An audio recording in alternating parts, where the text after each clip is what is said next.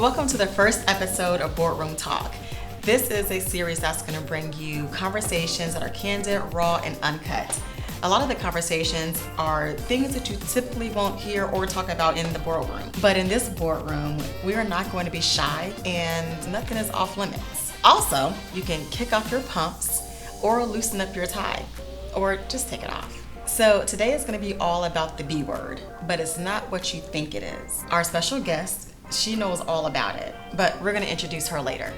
So let's get ready. Come on into my boardroom. All right, I hope you're ready for the next item on the agenda, the B word. So our B word is not what you think it is, but it is something that we all should practice. Balance. Our guest that we have today, she knows all about balance and how to actually balance her career and family life. She traveled with her husband, NFL player at Shonda Draughn, over the span of his career. Now she is dominating the real estate industry by literally closing deals on a daily basis. All right, so let's welcome Mrs. Shonda Draughn, also known as the TrianglesHOUSEwife. Hey! So how's the kids? How's Sean? How's life? Everybody is good, happy, and healthy. Sean just bought an investment property that he is flipping in Sanford. We have recently enrolled the kids in like a new school, and so yeah, lots of stuff going on. Okay, yeah, I seen you on Instagram posting like the flipping the houses and stuff, and you got the hammer, the kid. You put the kids to work too. So I was working that particular day, and Sean couldn't wait for me to stop, and so he took the kids with him to the house. And London was very, very into it. London is our daughter, who is 9, and Camden was not. So he had his iPad. He was in the corner, and he was not at all interested. But London did. She really enjoyed it. She was pulling carpet. She was knocking walls down. So yeah. You got those babies on salary? They're not old enough to make any money. That's child labor. So right now they are volunteers. Or they can be CEOs of the company. So we talked about putting them, just kind of like members of the LLC or employees of the LLC. Right. And writing them checks so that they can potentially get some money just for, college, cars, whatever it is. Okay. Clothes. London might be interested in some clothes. Okay. All right. So I spent a lot of my time, researching about women in corporate America, specifically African American women. And part of that research, it came with how we dealt with corporate America and how we, dealt with family. So me personally, I put off on having a family because of the strain with work and this whole balance situation. Like, do I want to put my career first or my family first? So how do you balance all of that? So I didn't have an option. I would say that, from the beginning, I was 12 weeks pregnant when I graduated college. And I had always worked, from 14 through college. That was kind of the thing. And then, I did not anticipate going graduating and having a family, but that's kind of just what happened for me. And I had a really strong support system between my husband, who's now my husband and was not my husband at the time, but who, Sean, my mom, my sister. And so everybody was kind of like, you can do it. This is gonna be okay. And so then we had a baby. And that was kind of, so I didn't, it wasn't so much a choice in that, I was like, okay, I'm gonna have a baby now. It was very much for me oh, here we go. We're pregnant and we're gonna have a baby. And so my family started, probably definitely before I anticipated it starting. But not something that I, felt like was impossible to handle, I guess.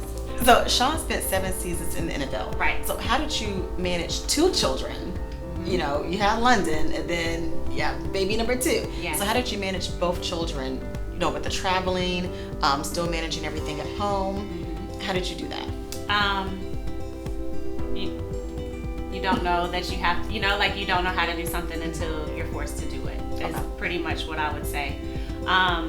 Sean played 7 seasons in the NFL, and he was with 9 different teams. So in our 7 seasons, I always say like we moved 21 times in Sean's 7 seasons, which, you know, it sounds like a lot, but it was very much our norm. And as far as like managing the time, it was very much just, you just did it. Like I was the person who was at home. I was the person who was scheduling school. I was the person who was finding apartments or, you know, rental places for us to be in each city.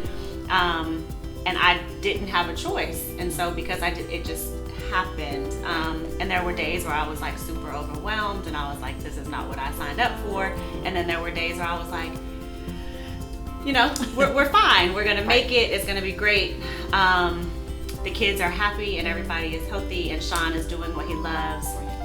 And that kind of is what, you know, pushes you through. So you started out just being a housewife. Yeah. So managing the children, managing the moving, just managing the home. So how did things shift from being a housewife to the wife?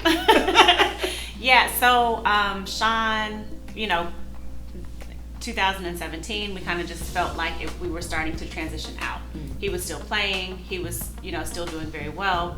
But we, you know, we felt like this could potentially be the end of his NFL career. I knew that I wanted to work, right? Like I had moments as a housewife where I was very fulfilled, and then I also had moments where I was like, I've got to go to work. Like we can't not, we can't not, you know, or I can't not. I felt like I wasn't contributing enough to my family, especially financially, but then also for myself. You know, I didn't want to only be Sean's wife or only be London and Camden's mom, and not be something for Shonda. Right. So the transition happened where, you know, we kind of knew that Sean was coming out of it. I had met some really, really great, in our 21 moves, some really, really great realtors, and one in particular told me, like, you would be good at this. You know, it's something that you can do anywhere as long as you have a license for it. And it might be something to look into. And I've always loved open houses, and really for me, it's like helping people. You know, helping people accomplish a dream, helping people just have some stability, and it's something that I craved while we were moving around so much. And so I went and I got my license one off season while Sean was home. Camden was a baby, so I was like going to class and then coming home and he's sitting on my lap while we're, you know, while I'm studying or whatever. And then I got my license and Sean was still playing, and so in the off season I was able to practice and I was helping people find rental properties, people who were like very close to us personally and knew that I had a license were coming to me, and like that was kind of cool, but I wasn't really marketing myself. I wasn't putting myself out there because I knew that we would leave again in a couple of months. Yeah. Okay, so you mentioned something that kind of stuck out. You talked about how you had Camden on your lap while you were studying. Right. So what about the woman who is literally working 9 to 5, have a husband at home, or a single mother? How do you think, you know, as that situation, can she survive? You just do it. Okay. It's like I feel like again, you don't know what you're capable of until you're like put in this situation. Right. And I think that the balance, you kind of find some balance in the chaos, and it's not necessarily going to be this like simple process, but you know, I feel like you come home to your family and they're loving on you and they're supporting you, and this is something that, you know, if you're only focused on your career, that you don't get. Like, yeah, your friends are wonderful and you get to go to happy hour and you get to, you know, like do these things. And by the way, we stay at happy hour. Happy hour is still a thing, even if you have children. But you have to find the balance. Like there are days where I'm like, there's no way we can sign up Camden and London for basketball and baseball. There's no way we can add anything else, and then we add it and we figure it out. Right. And that's kind of, you know, the way that my life anyway has played out. So back to being balanced. So how do you actually balance the children and then going home to shine? Like, I mean, I'm pretty sure you guys are asking, how do you keep the coffee pot hot? Wow. So Sean is very good at that. But, I think that you have to be intentional. You have to be intentional about spending time with the kids. You have to be intentional about keeping things spicy in the bedroom. We've been kind of in lockdown, and Sean and I'm not giving y'all my secret. But, it could just be playing music and having a bottle of wine and or Tito's, whatever it is. And, we're intentional about really loving each other. We're intentional about still trying to date. We're intentional about calling our parents and saying, hey, can you keep the kids for a weekend, just so that we can have some time together. And then with the kids too, right? I have to step away from work sometimes, and I'm busy, which is a blessing in itself. But stepping away from that and saying, let's go get ice cream. Let's sit and watch a movie. Like, let's pop some popcorn and order a pizza and just have some time. And even if I'm checking my phone or my computer, and I try not to, but it happens, but they really just want me to be next to them and not asking them to be quiet because I'm on the phone or whatever it is. Babies. I know. But I think it's all about just being intentional. Okay. Mm-hmm. All right, so I was watching 50 Shades of Grey. Yeah, we need to sip of that one. Yeah. First off, that Christian Grey, that man. I'm a married woman. Well, I'm not. That man. But anyway, so Christian, he made this comment to Anastasia, and he said that pretty much everything changes with babies. Do you think that's always the case when it comes to being a working mom and trying to balance everything between being a wife, mother, and a career woman? I mean, I do think that children change a dynamic of any just situation. Mm-hmm. I don't think that they have to change or that they should change a dynamic of your relationship. Okay. I also don't necessarily think that they should change your work life, right? I do think that you have to find a way to include them mm-hmm. in your life altogether, but I don't think that you have to give up everything else that makes you who you are and makes you happy because you have children. Okay. Things change because your schedule changes when you have a baby. Your sleep habits change. You might have the baby in the bed with, like in the bedroom with you or whatever. I can't tell you.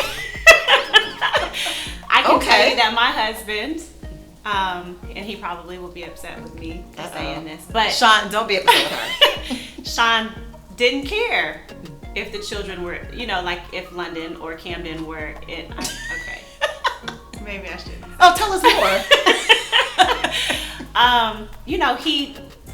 I'm his wife, and I'm his, and that's what it is. And we are very much attracted to each other, and we had children because we love each other and we like each other, and this is that is something that we, either way, children they change the dynamic of your life. They do not have to change the dynamic of your relationship. They do not have to change the dynamic of your like your work. Right. But they do. They become a priority. Mm-hmm. That's true. Mm-hmm. So I've actually seen friends that have their marriages started to kind of drift away. Sure. After they had children. Mm-hmm. And it's because the woman was now not at home all the time. So what advice would you give for a situation like that? She wasn't at home because she was always in the office. Oh, okay. Working. But after children? After children. Okay. So I was home. I took the kids to school. I picked the kids up. Sean came home from practice or a game or whatever, and I was there. And other than football, Sean didn't really have to do. He's a great dad. He would, he would come home and entertain and do whatever. But I was cooking and cleaning and washing clothes, and like I was maintaining our household, right? And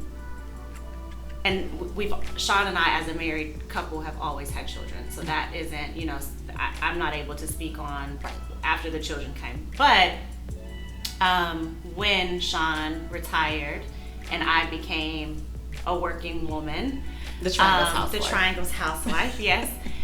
There was a conversation to be had to say, hey, you know, our roles are switching a little bit, and not even so much that he can't work or he's at home, you know, with the kids or whatever it is, but I need you to help a little, you know, a little bit more than what you've had to do these last 7 years. Right. And I think it's just a conversation to be had. And, you know, I think that, and before it happens or while it's transitioning and while it's happening, because if you're there one day and then all of a sudden you're not, that's a change for everybody. And, you know, you choose a spouse or a mate or whatever that understands that and supports, you know, he should want you to be successful just like he's successful. Okay. All right. So let's talk, you know, shift gears a little bit. Okay. So this Mormon culture. So the Mormon culture is pretty much, and this is my professor hat at this point. So the Mormon culture is pretty much those women who are adapted to staying at home. They don't work, but that's what their tradition is. That's their norm. And so all they do is have children. They're married to their spouse, of course, and they're just, in the modern term, housewives. But they don't work. Like, they're not doing what you're doing. So with that, how can we shift that whole culture? Because there are some women that still out here that believe that the Mormon culture is 2020. Sure. So that was never like an ideal situation for me. You know, I didn't work while Sean was in the NFL because we moved so often. But, you know, like, I think that it's a preference maybe. And I knew that was never for me. Like, that was not what I wanted. It was not how I was going to be like the most comfortable and the happiest. And I feel like you have to be happy with yourself and in your situation in order to have a good, positive marriage.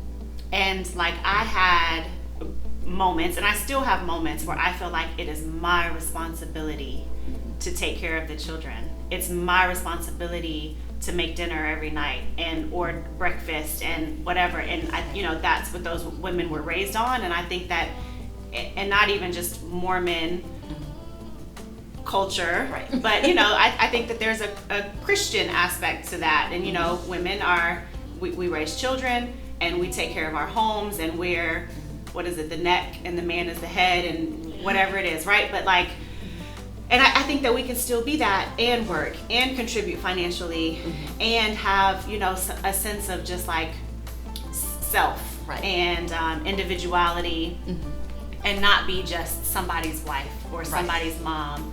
And I think that, you know, to change it or to make it look different is to understand, like, we are a family. And we're in this together, and there are going to be times where I'm going to have to ask you to make dinner, or I'm going to have, or not even ask, but like expect you to do something that maybe, you know, culturally or traditionally it looks different, right? And you know, I think that there are situations where a woman is at home and she's naked and pregnant, you know, barefoot, not naked, sorry, barefoot and pregnant. I mean, she got there by being naked. Well, exactly. But she's barefoot and pregnant and she's fine. And that's what she's, you know, what mentally she's prepared for that. And then there are other situations where women want to work and they want to contribute and they want to, you know, whatever. And then men who are married to those women who want to be that way have to step up and also take on some of those domestic responsibilities. Right. I think the word is like, is it manny? Like a manny? Is that what it is? So how does Sean feel about that? Sean calls himself, so a lot of times he's my assistant. Okay. Sometimes he's a house husband.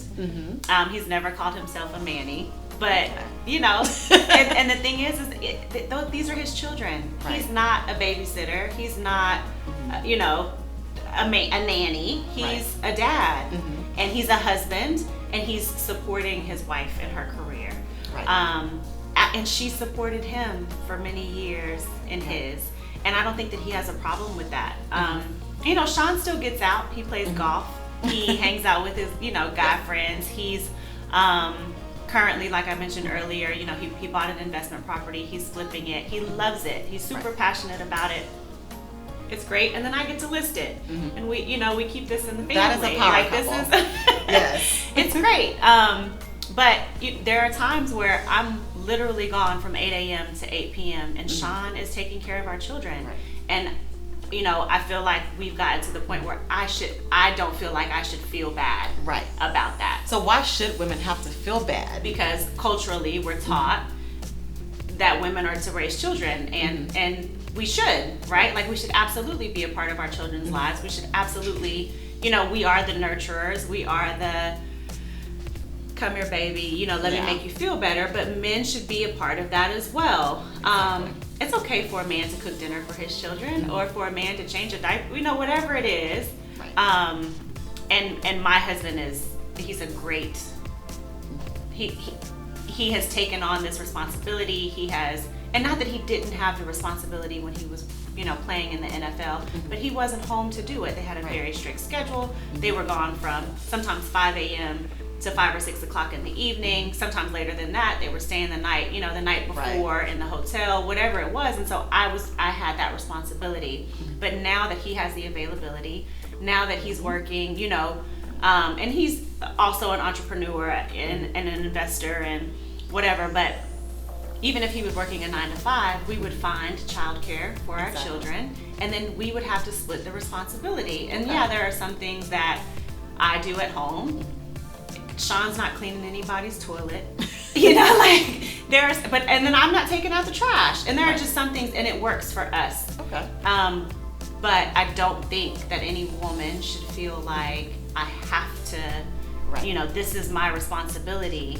And I can't go to work, or I can't have a successful business, or I can't, you know, be top in corporate America or whatever because I have a family. That really shouldn't stop anybody's success. It should influence it. It should push them. It should encourage them to do the best that they can do so that they can come home and share this with their family. With wine and Tito's. With wine and Tito's. Cheers. So I have another question. Okay, so I'm a woman who is on the opposite end of the spectrum, where I put my career first at times. And, you know, I've dated guys where it was an issue because I was working, and he was like, oh, well, you should be home. Like, first of all, what advice would you give the single woman in a situation where she's dating and wants marriage? She wants to date, but she's also a go-getter. She's out here doing her own thing. Yeah, I think that men, and I'm not a man, but I think that men like go-getters, but I think that a man wants to feel like a man. So like heating the coffee pot up, or keeping it nice and hot. Yeah, you have. It shouldn't get cold. Not even that, but like you can't be so strong. You can't be so independent. You can't be so much like you just don't need him. Men, in my opinion, want to feel needed. They want to feel like they have some sort of control, even if they really don't. Right? Secrets, you guys. Even if they're, you know, even if they don't have so much say-so. But let them feel like they have a little bit of say-so. Let them feel like, because I think that you and I are very strong. We are opinionated. We are kind of like, I don't need you. But that's, I need you. But I need you. Because we do. Yeah. We do. But it's very much like, you know, we have to learn how to make them understand that when I say like, I don't need you for this, but I need you, and I want your support, and I want you to encourage me, and I want you to, or I still want, we're nurturers. We want to cook and clean up, and we want to do these things for them, but you know, we don't necessarily want to feel like you're made. Right. And there are, I feel like that's another balance that you have to find. and that you have to kind of, realize like what it is that he needs and what it is that he's looking for when he says like, you should be home more, or you should be whatever. And it's a conversation to be had. Yeah. And that's the early onset conversation that should take Absolutely. place. Okay. Because when you're married and you have 2 kids and you want to have these conversations, that's Right. that's not the right time to have it. Okay. And like even our transition, Sean, he was used to me being home, and then all of a sudden, and it took off very quickly for me, real estate and just being successful, and it was like a slow, like I didn't have anything, and then all of a sudden,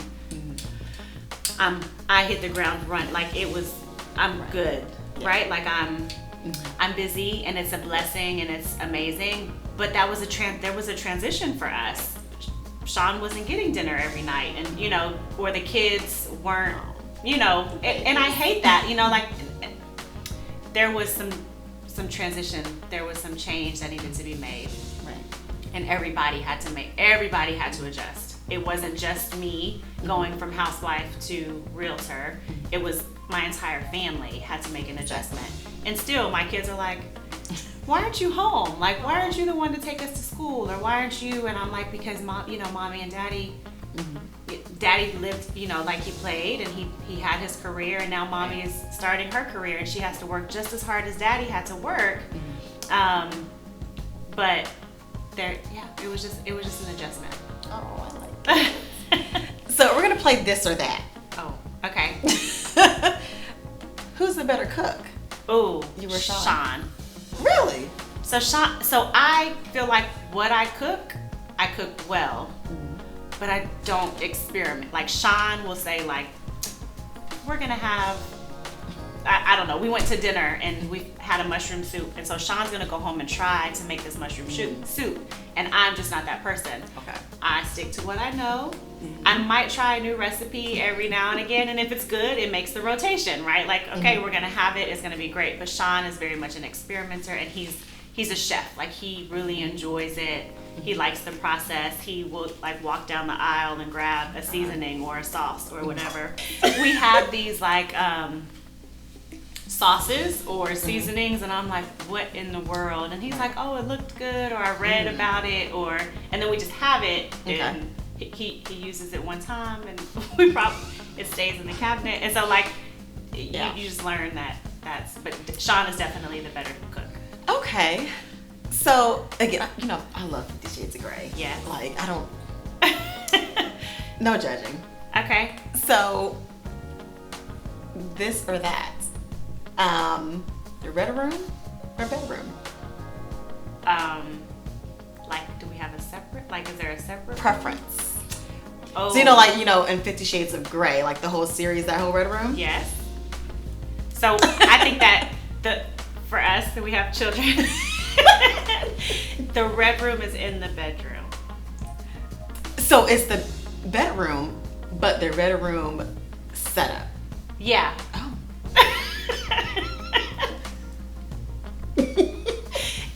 Yeah. Okay. Who is more dominating as a parent? When you say dominating, Who is the stricter parent? oh, me. For sure. I cannot believe that. No, for Really? me for sure. So I am like the rule enforcer. Sean is the fun. He plays. If they want candy, they go to literally. I could be sitting in the same room as them, and Sean could be somewhere else. And if they want something that they know I was like, and I normally am the one to say no, they will bypass me. They will ask me where dad is. They will go to dad, and dad is normally like, or he makes me the bad guy, and he'll say, you gotta ask your mom, because he knows that I'm the one that's gonna say no. And I'm kind of the rule follower, the rule enforcer.